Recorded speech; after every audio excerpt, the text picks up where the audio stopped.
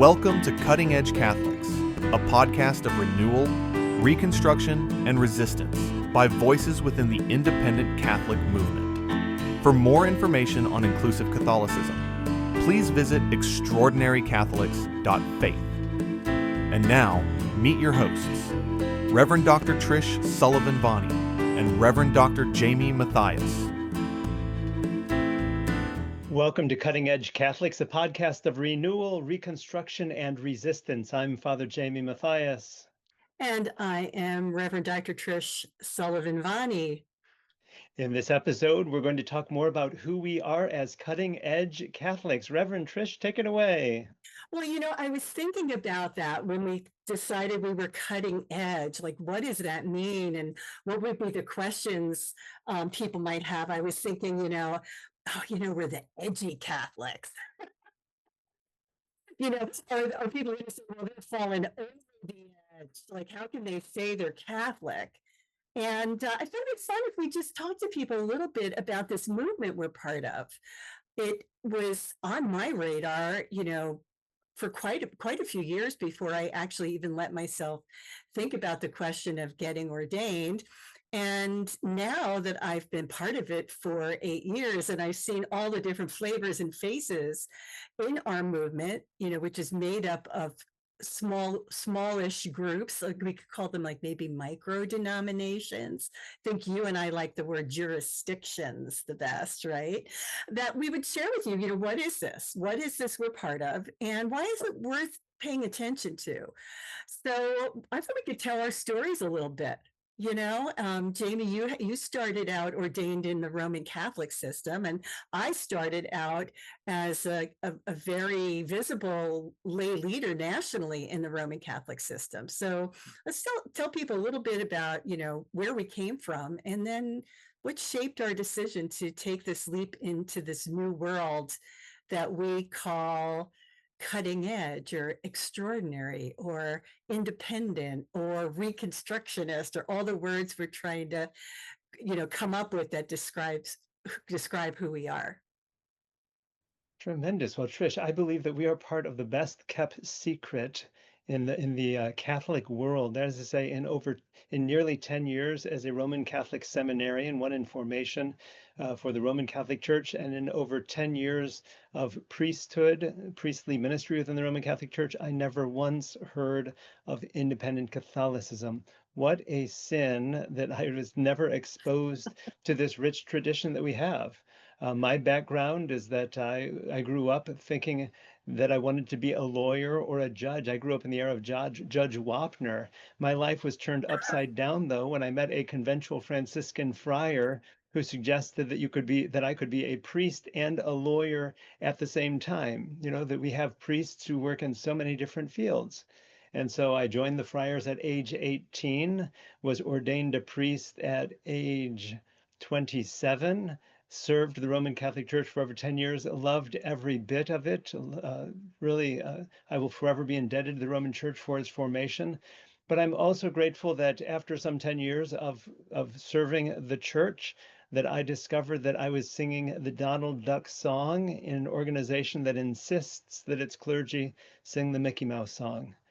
There were a few issues on which I publicly differed with the bishop, including immigration and women's reproductive health. And so, needless to say, after building up and serving Austin's largest Spanish language congregation, Cristo Rey, we served there. We had 9 Sunday masses, only one of which was in English. Large immigrant population. It saddened me to leave there, but to know that, as we say, when the Spirit closes one door, it opens another. My departure from the Roman Catholic Church was a tremendous opportunity to be able to bring inclusive Catholicism to Central Texas. We had a lawyer who took over 120,000 photos for our parish newspaper when I was part of the Roman Catholic Church. And after I left the Roman Catholic Church, he invited me to breakfast and he said, "My wife and I would love for you to bring the American Catholic Church to Austin." And I said, "The what?" And he took out his iPad and pulled up the website of one of the jurisdictions within our movement. And I was just fascinated because I saw some of the friars with whom I had studied in the seminary who are now part of this independent Catholic movement. And I thank God every day that the Spirit has called me from the green pastures of the Roman Catholic Church to the even greener pastures of independent Catholicism. Reverend Trish, share with your story. Well, I love what you said, Jayme, about the secret life of this piece of the church, because that really resonated for me from a different point of view. So, as you know, and now our listeners and viewers will know, I have a PhD in Roman Catholic ecclesiology and liturgical theology and organizational leadership development. It's sort of a interdisciplinary thing that I did at the Graduate Theological Union. I cannot imagine how someone could have a 72 credit Master of Divinity degree and all the reading that, you and I have all these books. Okay, here's the deal, people.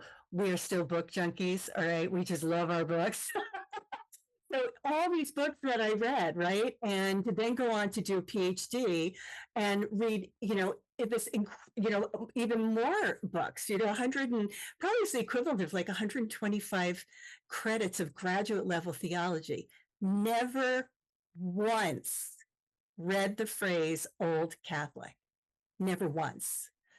And it's sort of shocking to me because now that I've been in the movement, I know things like, and I actually credit you for my knowledge of this, I know that there are things like 7 million independent Catholics in the Philippines.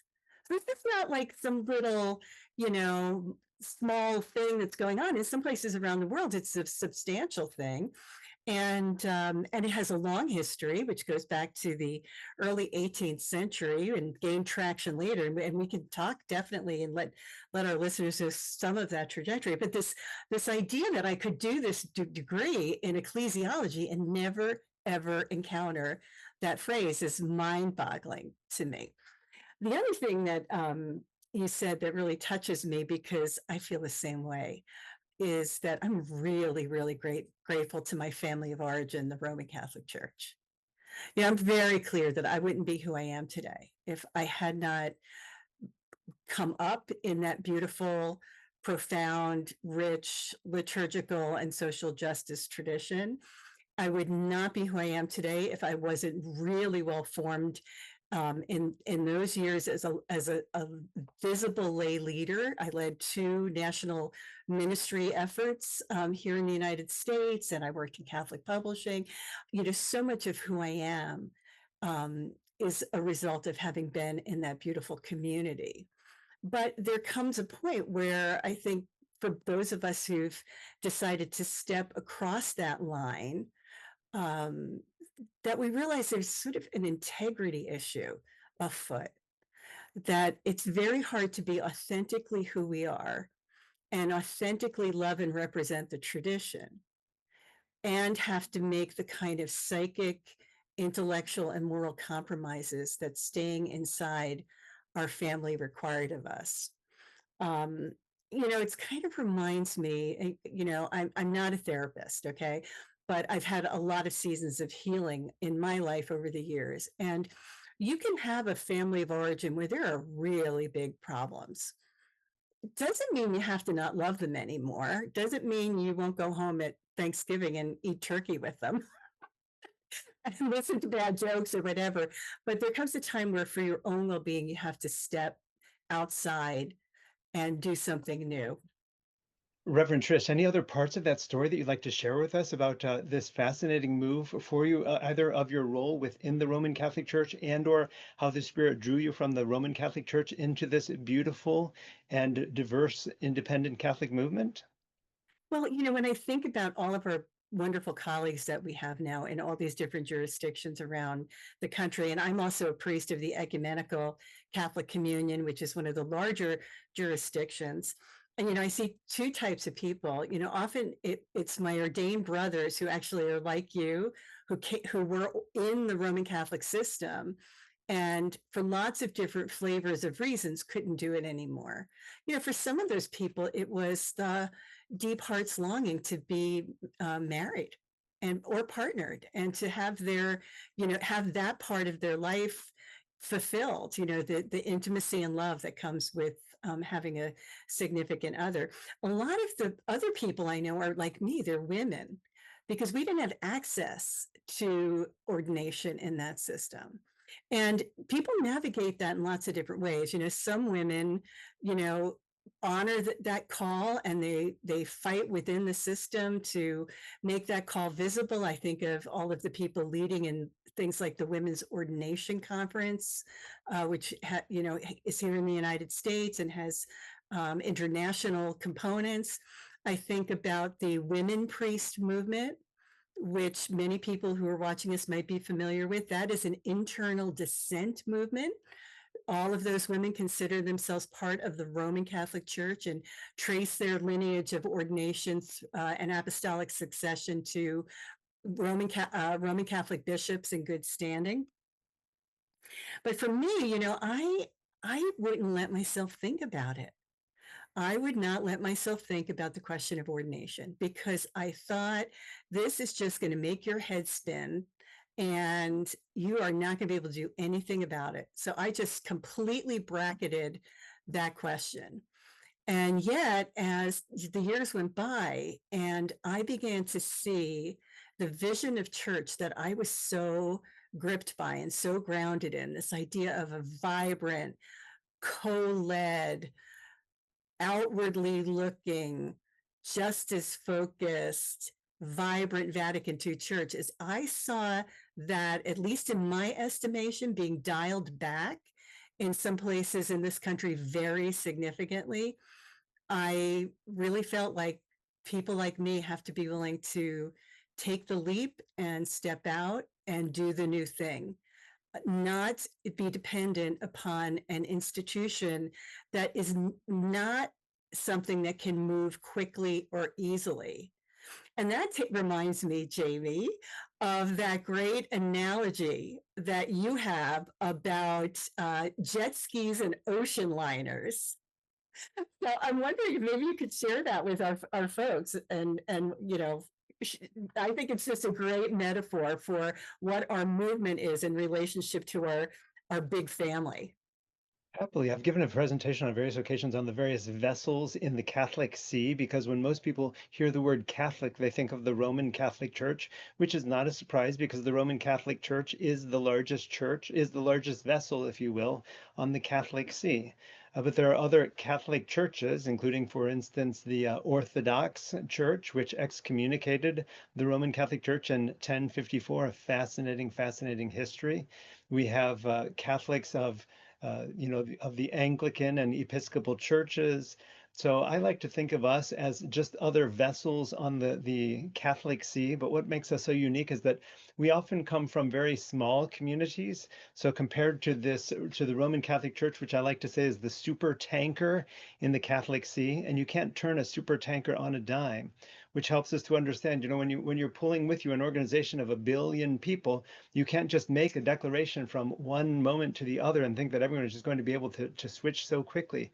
We saw that, for instance, with Pope Francis. His two predecessors, Pope John Paul II and Benedict XVI, were so conservative with respect to him, compared to him.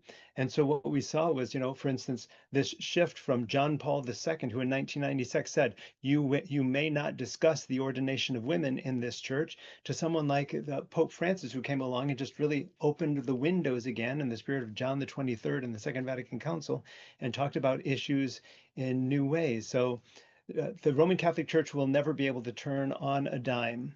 However, for those of us in the independent Catholic movement, I like to think of us a bit like charter schools. I hate to use the analogy insofar as I'm a big supporter of our publicly run public schools here in Texas. But charter schools, at least here in Texas, were born to be laboratories. They were born to be places where we could experiment with various things in education to see what might work in our public schools. It has turned out to be something very different from that, which we regret. But here in the independent Catholic movement, we can work with various ideas. For instance, the fact that women can be ordained in churches outside of the Roman Catholic Church. So when a person comes to Holy Family, even as recently as Sunday, when I introduced a woman priest in our community as part of the announcements after communion, one person who was visiting our parish said this woman priest's name in disgust under her breath and got up and left at that point, because they're so, we're all programmed by the cultures in which we're raised. The Roman Catholic Church is a culture and has a culture. Herta Hofstede, a sociologist from Denmark, likes to say that culture is the software of the mind. We're programmed to think certain things, and it's hard for us to think otherwise. And so, for instance, when we as Catholics are programmed to think, well, women can't be ordained, women can't be ordained, women can't be ordained, and suddenly we see women at the altar, it opens our eyes, our hearts, our minds to other realities, like that reality that for more than a quarter of our church's history, women enjoyed a very prominent place in the ordained ministries of the church. So I like to say that within our movement, we are not like the big super tanker that can't turn on a dime. Instead, we're more like these little rowboats. I don't know if you've ever been in a rowboat or a canoe, but I tell you what, that canoe can turn around a lot more quickly than that super Mhm. tanker. Yeah, and of course I'm in Minnesota, so of course I've been in a canoe. You've been Really? in lots of canoes. Jet skis, the Oh, reason I come to yeah. jet skis is because we have so many small communities within our movement. And it's actually fascinating because one point of conversation might be the larger communities within our movement tend to have people in leadership positions who were formed by the Roman Catholic Church and in many cases by its seminary system. So it's this fascinating thing where many of our larger communities resulted from schisms, you might say, within the Roman Catholic Church. But I liked the image of jet skis in the Catholic seas as well, because there are a lot of people within our movement, a lot of clergy who have no community at all. So it's sort of like they're out jet skiing alone on the Catholic Sea. And that creates a fascinating dynamic because the Roman Catholic position on sacramental theology, the ordained ministries of the church, has been this Augustinian model. I lay hands on you, and suddenly you are a priest or you are a bishop, versus the Cyprianic model, which lost in church history, which was there is no bishop without a church. The Roman Yeah, Catholic now Church has never that held that up. And so within our movement, it's very interesting to find bishops without churches, sheepless shepherds, or these jet ski bishops and priests. Reverend Trish? yeah, let's talk about that whole thing about our diversity. Because this is a movement that you know is like but like imagine like you're making a beautiful red sauce for your family dinner on Sunday night, and those little bubbles are bubbling up as it's boiling and whatever, and so it's kind of bubbling up all over, and with lots of different impetus says, is that a word or is it an impetus? Impetus is. Yeah. Impetus is, and and so we're many different flavors. One of the things that we hold in our hearts is a deep love for the capital T tradition. We were many of us, now that's not the case for you, Jayme, but for me, my ordination lineage traces to the old Catholics of Europe, which were formed first around a rift in the Netherlands over governance, where the local church, per its longstanding history, was going to elect a bishop, and Rome decided, we don't really want to do that anymore. We're going to send you somebody. And in the stress of that, this newly elected bishop, and then who was consecrated legitimately, and then the person who came from Rome, the Dutch church, as it was then, split. And then later, as things went, the years went by, we came to the big council of the 19th century, Vatican I, where there were a couple of big decisions to be made. One of them was whether or not the church should recognize papal infallibility. That's something we all have heard of as, cradle Roman Catholics. And then upon that decision, many others in Europe split in a way. And they were calling themselves the old Catholics. They were doing it the old way. And so here in the United States, in our jurisdictions, there's some people are very convicted that they are old Catholic. They are living that history. They are looking back to the first 2, maybe 3 at the most centuries of the life of the church and modeling themselves that way. And then there are lots of other folks who I would be more in the latter school, where I think my community here in Minnesota is very shaped by the experience of being Roman Catholic and being Catholic in the United States. And so if you were to come to our Mass, it might feel very familiar, like a progressive Roman Catholic sort of liturgy. And you might go to a church in another state, or even, if they're we're the only ecumenical Catholics in Minnesota, but you might go to another jurisdiction and it might feel very different, because we don't have governing us the liturgical law that so many of us were governed by when we were ministering in the Roman Catholic system. And I know that you've been, kind of living into that creativity and that unique expression, Jayme, in Texas. We don't have an organizing center as a movement. I think that's one of the fascinating things about us. We are such a diverse movement. I like to say, the analogy I like to use is that we are like the pieces of glass in a stained glass window. Each one is just so unique, but we all come together in this stained glass window, which is this independent Catholic movement. But one thing that makes this movement unique, particularly from the stance of the Roman Catholic Church, is that the Roman Catholic Church, beginning in 1870, not only did it proclaim papal infallibility, but also it proclaimed the universal jurisdiction of the Pope, which the ancient ancestors of our faith would have shook their heads at. To think that one person could somehow be at the top of some pyramid structure or hierarchy within the church was just something that they just could not have fathomed. We don't have that within this movement. Within this movement, I'm thinking of the words of Sister Teresa Kernke, who at the Washington Theological Union was fond of saying that with Vatican II, the pyramid of the Roman Catholic Church fell on its side. And when you're all floating in the ocean, who is taller than the next? No one.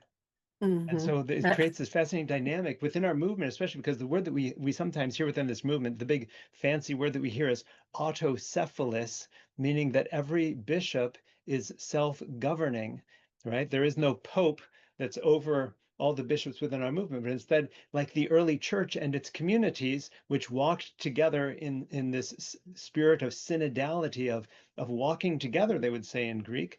That's how this movement is, reflecting the early church and walking together without there being some pope of the independent Catholic movement. They're just there. We don't have that structure, which is why we don't have the same uniformity in so many things, ranging Mm-hmm. from liturgy. You will see people within our movement dressed in different ways, celebrating different rites. I'm thinking Mm-hmm. about no uniformity with respect to formation and education, which becomes Mm-hmm. problematic because we continue to esteem this Augustinian model of laying hands on a person and suddenly that person is a priest or a bishop or a deacon in the church, right? How it is that suddenly we have these unique challenges in this movement. The Roman Catholic Church has its uniform standards for the people that it is going to ordain. We don't have this in this movement, so it creates these fascinating challenges, Reverend Trish. I think about the Lutherans, the Catholics, and the Episcopalians, and do we have to have uniformity in our thinking in order to achieve unity? And it's a question that we really grapple with in the Ecumenical Catholic Communion, because I'll tell you, there is nothing that will get our folks more animated, and this is lay and ordained people alike, that anybody looking like they're acting like a pope.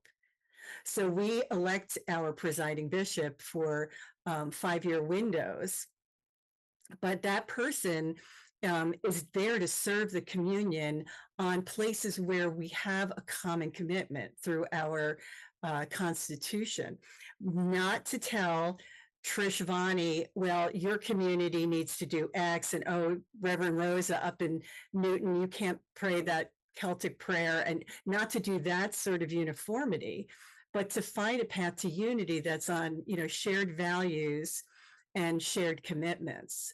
So it's not just, I think it's one of the big hot button issues in the movement for the lay folks, because, that the system they came out of was just so disempowering, and was not willing to receive their direction and voices in terms of actual structural governance.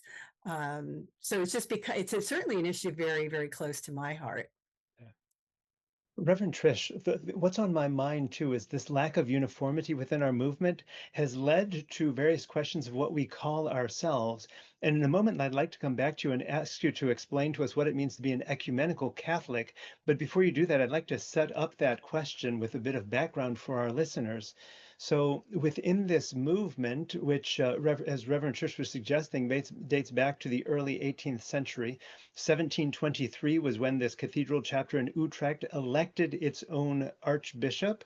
He was consecrated by a Roman Catholic bishop in 1724. So we're talking about events that are only 301 years ago. But since then, we've struggled to find a way to be able to communicate who we are in a way that might be understood by others. So those who were in the Netherlands at that time began referring to themselves during that first century and a half after those events as Old Catholics, as those who were retrieving the traditions of the ancient church. But we have this fascinating thing here in these United States of America.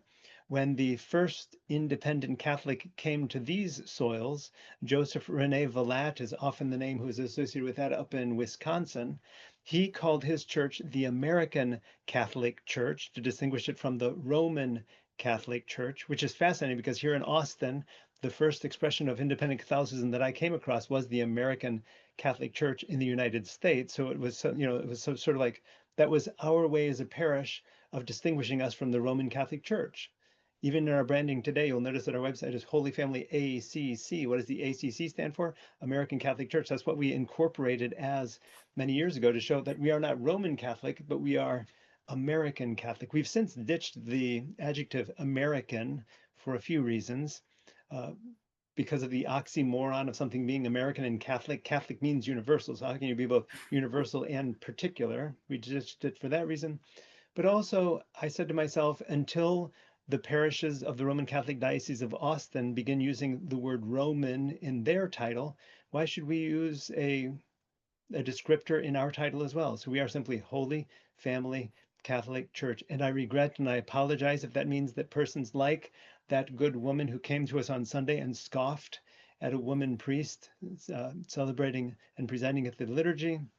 But it's just there's something about what do we call ourselves? We've called ourselves within our movement. We called ourselves American Catholic with Joseph Rene Villatte, beginning with Arnold Harris Matthew, who took Old Catholicism to England, to the English-speaking world.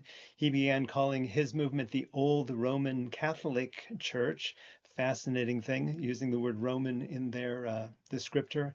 We've referred to ourselves as liberal Catholics early on, Orthodox Catholics, Apostolic Catholics, Free Catholics, Reformed Catholics. We've heard Reverend Trish talk about ecumenical Catholics. Some within our movement even continue to use the word Roman Catholic, which I think is somewhat disingenuous personally for us to refer to ourselves as Roman Catholic or Old Catholic in any way, because Old Catholic and Roman Catholic mean something, and we Mm-hmm, are not them and they are not mm-hmm, us. So there's something mm-hmm. that just strikes me as disingenuous. But ecumenical Catholic, I think, Reverend Trish, for those who've not heard that phrase before, help us to understand what those of you within the Ecumenical Catholic Communion and others who use that descriptor, what is that you mean by your expression of Catholicism? Well, I I almost feel like we need to get our founding bishop, Bishop Peter Hickman, on to find out more about the answer to that question. I'll do the best that I can do to answer it. I love how you threw out all those different descriptors. And one of the challenges is exactly what you said, which is that the word Catholic does mean universal. And as soon as you start particularizing it, you turn your phrase into an oxymoron, right? Yeah. So I think within the ECC and at its founding, the word ecumenical represented a sort of willingness to be in deep relatedness with our what the Vatican-free documents would call our separated brethren, the Protestant communities, and to be working across lines of tradition that in our family of origin were very rigid. So, for example, in the Roman Catholic system, the goal is uniformity and understanding of the Eucharist. And then when we all have the same understanding, you will be welcome at our table. And in the Ecumenical Catholic Communion, we say that initiation is initiation. And if you are someone who has been received the sacraments of baptism and Eucharist, then we, of course, would welcome you to this table. Our tables are open. So I think it's more in that sort of flavor. You know that one of my words is reconstructionist. And I stole that from the Reconstructionist Judaism movement, which is a movement of also about 20, 25 years is my recollection. Although you probably, somebody should Google that and double check. But this idea that there's such beauty in the tradition that you want to mine and hold on to and continue to develop.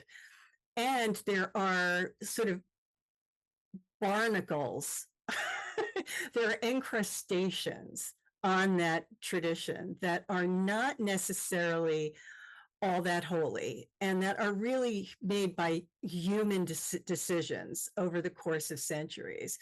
And can you let go of some of that human created stuff? It's all human created on some level, right? But can you let go of some of the stuff that in my world, I would actually say is sinful? Like excluding our beloved, gay folks from the sacrament of marriage, right? Can we let go of some of that stuff and yet hold the beauty of the tradition and keep moving that forward in our time and place with our understanding, with our ability, as the documents of Vatican II said, to read the signs of the times in the light of the gospel, and continue to live into this beautiful tradition. And because we don't have the hard and fast rules and regulations and boundaries, we get to be facile about that. We get to be creative about what we do and how we do it. I appreciate, Reverend Trish, your framing that, because here in Austin, Texas, we've been struggling with what to call ourselves as well. If we were to use a descriptor, what descriptor would we use? Now that we no longer would refer to ourselves as Holy Family American Catholic Church as we did when we first started 13 years ago. And the way that I tend to refer to ourselves here in Austin is that I brand ourselves, our community, as Austin's only inclusive Catholic community. That for me is something new. Since 2022, I've been using the phrase inclusive Catholicism, and I can't find a lot of people who had a predated use of that term inclusive Catholicism. What I love about it is that it really contrasts us with non-inclusive expressions of Catholicism. If, for instance, there is an expression of Catholicism that excludes any large part of its population, like women, then that is not an inclusive church. How is Holy Family different? How are so many of the communities within our movement different? We include women just as the ancient church did. When we are able to celebrate the sacrament of marriage for same-sex couples, which is allowed in these United States of America, the celebration of marriage for same-sex couples, for us to be able to bless them in special ways is just this beautiful symbol of inclusion.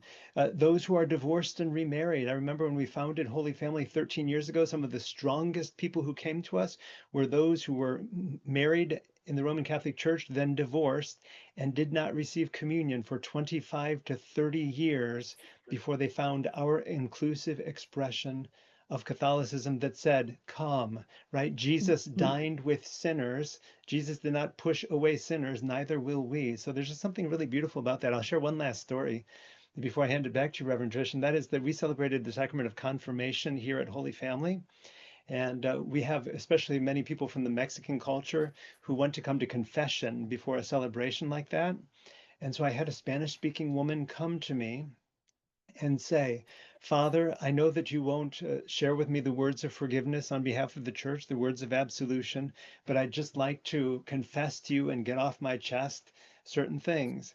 And I stopped her right there and I said, I know that many of my brother priests have told you that in the past, and I apologize for that, but I am going to forgive you. I'm happy for you to tell me whatever you'd like to tell me, to confess whatever sins you'd like to confess. But when you finish, I want you to know that I'm going to say the words of forgiveness on behalf of God and the church. So for a woman like that, who's been estranged from the Mhm. church and just carrying this heavy, heavy burden, for those of us in this movement to be able to help lift those burdens, I just think that Mhm. Jesus is smiling down from heaven as he sees what it is that we're doing in this movement, Reverend Trish. Absolutely. And, I think about a scripture that's, really burned in my heart. It was um, a pivotal text from my mentor, Father Tim Power, who had a huge influence on me and was a person with whom I discerned my decision to step out and do what I'm doing. And we proclaimed it at his homegoing, his return to God, and we proclaimed it at my ordination. And it's that pivotal line from Paul that says, what can separate me from the love of God? What can separate me from the love of God? Nothing can separate you from the love of God. So when the church starts putting all these impediments in and breaks people's heart over things like, a divorce, um, over their gender assignment, over their gender orientation, over any of these things, as if we get to say, no, no, no, you, in fact, I know that's in the book, it says nothing can separate you, but you know what, Father Jayme, we think you're separated. So I think a lot of us hold on to, the conviction that God, the mystery of God, is so vast and so loving and so all-consuming of peace and forgiveness, and that's the kind of church we want to be together. I love your inclusive Catholic things. You may find a church in Minnesota that's stealing that. We're in the process right now of our community council is all on fire about, we need a tagline. We need a really great tagline. And you say to people, what is this? And one of the things I talk about in this realm of inclusivity is sacramental justice. Sacramental justice. We don't deprive people of the sacraments. I mean, do we believe that the sacraments are what they are and are efficacious in the way they are, or not? Why would we ever deprive people of the sacramental life of the church? Yeah, the other branding, Reverend Trish, and I think we can fall back on. So for this podcast, we've chosen to title it "Cutting Edge Catholics." I think that we very much are on the cutting edge of Catholicism and really reimagining Catholicism in a way that would make John the 23rd and Francis and so Mm-hmm. many others who sought to bring fresh air into the church. I think that they would really be pleased to see what it is that we're doing. Mm-hmm. But the other phrase that comes to mind comes to us from one of our women priests in Maryland who during one of our inclusive Catholic summer schools she said, we nest within a Lutheran church, and the Lutherans here refer to us as the cool Catholics. And I just think that that so captures what it is that we want to be about. We're not these, these stodgy, old, bitter, whatever words come to mind, Catholics who are, going to be grumbling about who can and who can't do this or that. But instead, we are these cool Catholics who just love other people. Here at Holy Family, 10 years ago, we had a parish retreat to form a motto for our family. And what we came up with was loving, inclusive, Catholic, doing it Jesus's way. And I Right. think that that last part is exactly what we try to do here at Holy Family is we take a look at the scriptures and we ask ourselves, what would Jesus do? WWYJ, right? What would WWJD? What would Jesus do in any situation? Would Jesus cast away those who are divorced and remarried? Would Jesus cast away those who are in love with another person for whatever reason? Would Jesus cast away half of our population in the women who have given so much of themselves to the church? I just have a feeling that Jesus would not do that. And I just have a feeling that Jesus would shake his head at anyone who would attempt to do that in his name. Mm-hmm. And I'm transported listening to you, Father Jayme, because when I was a young kid, I played in the folk mass in my Roman Catholic church in Hackensack, New Jersey. And it was in the basement of a church that on the upper level was like a little cathedral. And, I was like 12 years old. I was sitting in the back row, like flunking away, on my guitar. And one of the songs we sang a lot, because the canon of sung prayer then was so narrow. There was just the music was just developing then, was they'll know we are Christian by our love, by our love. They'll know we are Christian by our love. And that is like the anthem for the Charis community here in Minnesota. Is, I've said so many times, these beautiful people I collaborate with, you know what? If people come in here, all we need to be about is a beautiful, inclusive prayer experience, and that people feel the love of God, that they feel it in each other, that that the energy, the acceptance, that who we're being is radiating for people the possibility of the love of God. And we're so lucky that we're unencumbered and are able to say, no, we're not going to do that anymore. That's not working. We're gonna let that go. That great theological word adiaphora, that the stuff that's just extraneous, let that go. Doesn't mean, if you come to Holy Family, you come to Charis, you're going to sing the Holy Holy, you're going to do the Lamb of God, you're going to say the Our Father. It's going to look very, very Catholic, right? And it might be, as you said, a woman who's breaking open God's word for people, right? I have to say, though, I'm sad that your colleague had that experience of somebody getting all fussy and walking out the door. My experience actually is the other extreme. I have had women come up to me with tears flowing down their face. And it's always women. The guys seem to hold it together a little bit better. But women who come up and literally say to me, I never thought I'd live to see a woman at the altar, a Catholic woman at the altar.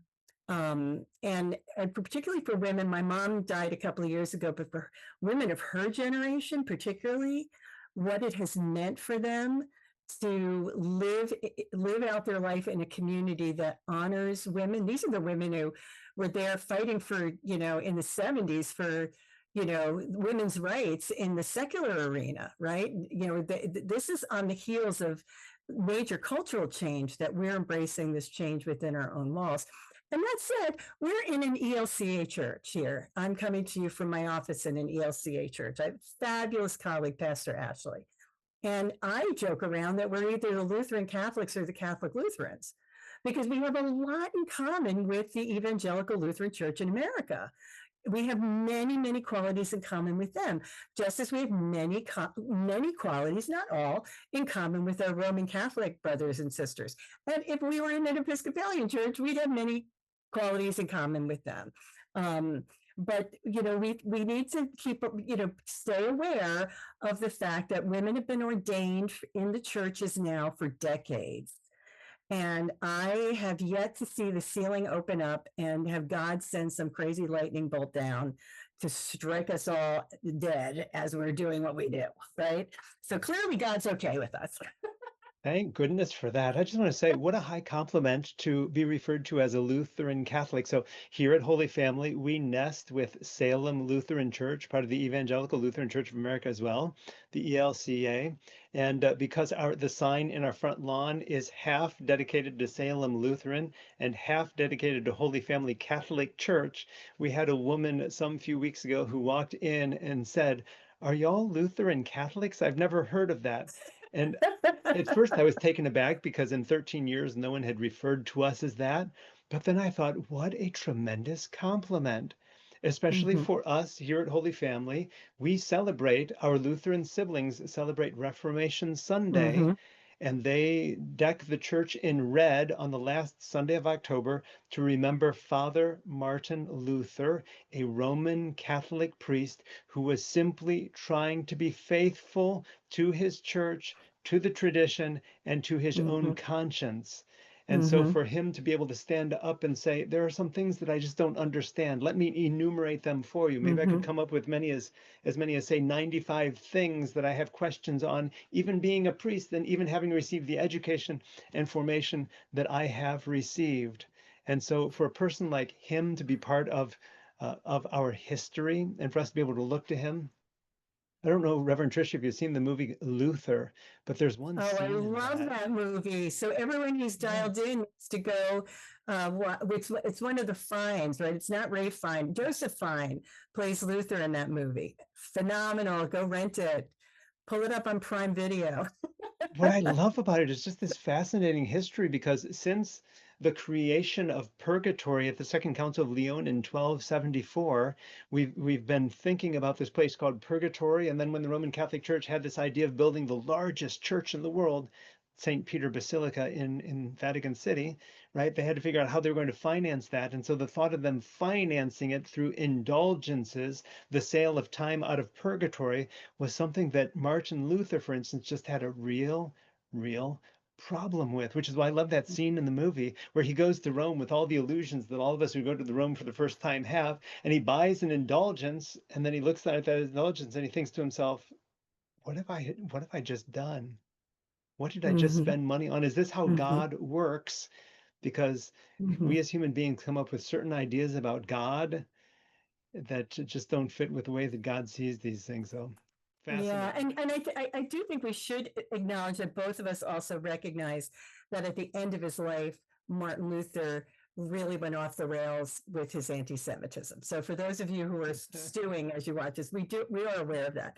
So, but in his early life, he was really asking the church to reform itself from within. He wasn't looking to start this new thing, although certainly things were bubbling throughout Europe in the Reformation.